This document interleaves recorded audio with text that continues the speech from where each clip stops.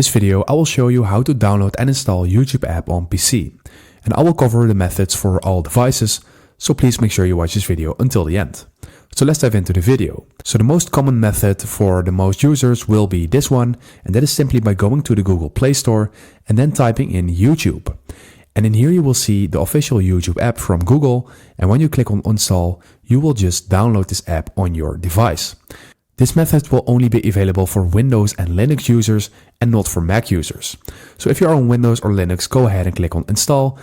And if you're on Mac, follow these steps. So what you're going to do is you're going to your Safari, and there you're going to fire up YouTube, and then you're going to click on File at the top left of your screen, and then you are going to click on Add to Dock. And from here, when you click on Add to Dock, you see that you can add a website, and then you can give it a name. And I'm just going to call it YouTube, and I'm going to click on Add.